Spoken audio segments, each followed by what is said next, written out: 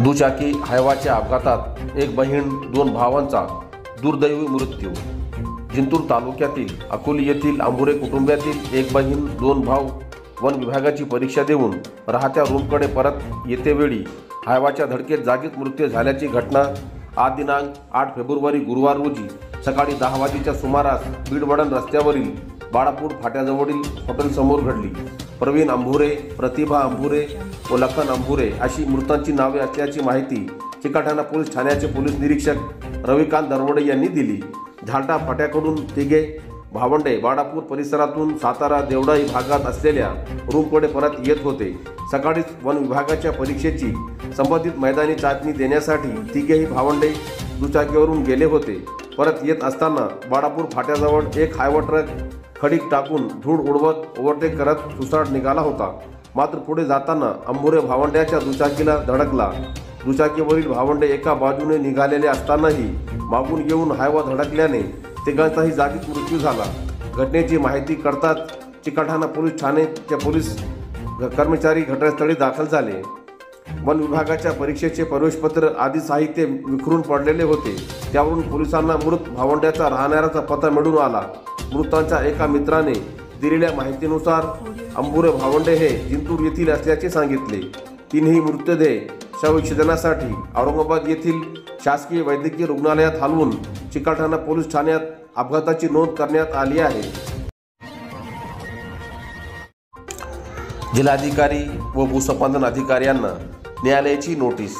जिंतूर तालुक्यातील यनोली, वागे धानोरा व हनुमतखेडासह आदी गावातील शेतजमिनी रोजगार हमी योजनेअंतर्गत पाझर तलावासाठी संपादित करण्यात आल्या होत्या। मात्र मागील अनेक वर्षापासून जमिनीचा मोबदला शेतकऱ्यांना मिळाला नाही। त्याचाच जिल्हाधिकारी व भूसंपादन अधिकारी मागील 2 वर्षापासून वेगवेगळी कारणे देऊन शेतकऱ्यांची अडवणूक करत आहे। त्यामुळे यनोली, वागी धानोरा, हनुमतखेडा गावातील शेतकऱ्यांनी उच्च न्यायालयात धाव घेऊन याचिका दाखल केली। यावेळी उच्च न्यायालयाने सुनावणी अंती जिल्हाधिकारी, भूसंपादन अधिकारी व इतर अधिकाऱ्यांना नोटीस जारी केल्या आहेत। माता रमाबाई आंबेडकर यांची जयंती मोठ्या उत्साहात साजरा। जिंतूर तालुक्यातील अंबरवाडी येथे माता रमाबाई भीमराव आंबेडकर यांची भाची शुभांगी धोत्रे यांच्या उपस्थितीत माता रमाई यांची जयंती मोठ्या उत्साहात साजरी करण्यात आली। डॉक्टर बाबासाहेब आंबेडकर व माता रमाबाई यांच्या पुतळ्यास शुभांगी धोत्रे यांनी पुष्पहार अर्पण करून अभिवादन केले। भंते शिलबोधी यांनी उपस्थित जनसमुदायास त्रिसरण पंचशील दिले। कार्यक्रमाचे सूत्रसंचालन बौद्धाचारी शिवाजी लाटे यांनी तर आभार प्रदर्शन आनंद वाकडे यांनी मानले। कार्यक्रमात प्रमुख पाहुणे म्हणून NG खंदारे, सुनीता साळवे, विजेंद्र वाघचौरे, अशोक कांबळे, आनंदा भेरजे, पत्रकार शंकर देशमुख, राजाभाऊ काळे यांची उपस्थिती होती। कार्यक्रम यशस्वी करण्यासाठी शिवाजी वाकडे, प्रवीण वाकडे, बालाजी वाकडे, राजू वाकडे, कैलाश वाकडे, सुंदरा वाकडे, अशोक वाकडेसह आदींनी परिश्रम घेतले।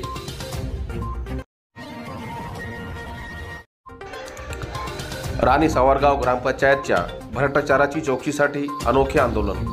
गंगाखेड पंचायत समिती येथे सोपान नागरगोजे यांनी गटविकास अधिकाऱ्यांना अनोखे आंदोलन करून राणी सावरगाव ग्रामपंचायत अंतर्गत झालेल्या भ्रष्टाचाराची तत्काळ चौकशी करा अशी मागणी निवेदनाद्वारे केली आहे। या आंदोलनाला गटविकास अधिकारी यांनी तत्काळ चौकशी करण्यात येईल असा प्रतिसाद दिल्याने राणी सावरगाव ग्रामपंचायतच्या माजी सरपंचाची काळातील भ्रष्टाचार उघड होण्याची दाट शक्यता आहे। या दरम्यान काही दिवसापूर्वी मुख्य कार्यकारी अधिकारी परभणी यांना निवेदन सादर केले होते। त्यानुसार झालेल्या भ्रष्टाचाराची चौकशी करावी असे आदेश पंचायत समिती गंगाखेड यांना देण्यात आले होते। चौकशीसाठी दिरंगाई होत असल्याने परत सोपान नागरगोजे यांनी गंगाखेड पंचायत समिती कार्यालयाला जाग आणण्यासाठी अनोखे आंदोलन करण्यात आलेले फंड हे विकासासाठी खर्च व्हावेत, त्यात कुठलाही भ्रष्टाचार होऊ नये। जर भ्रष्टाचार झाला असेल तर त्याची तत्काळ चौकशी होऊन दोषीवर कारवाई करण्यात यावी। या प्रमुख मागणीवर सोपान नागरगोजे ठाम आहेत। गेल्या अनेक दिवसापासून त्यांनी संबंधित कार्यालयांना तोंडी लेखी निवेदन देऊन झालेल्या भ्रष्टाचाराबाबत उठाव केला आहे। या उठावाला प्रतिसाद मिळावा यासाठी त्यांनी अनोखे आंदोलन केल्याचे स्पष्ट सांगितले। वालूर कन्या प्रशालेचे आर्थिक दुर्बल घटक परीक्षेत घवघवीत यश।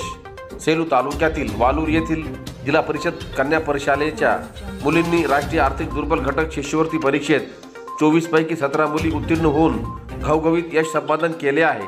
डिसेंबर 2023 मध्ये राष्ट्रीय आर्थिक दुर्बल घटक योजना शिष्यवृत्ती परीक्षा घेण्यात आल्या।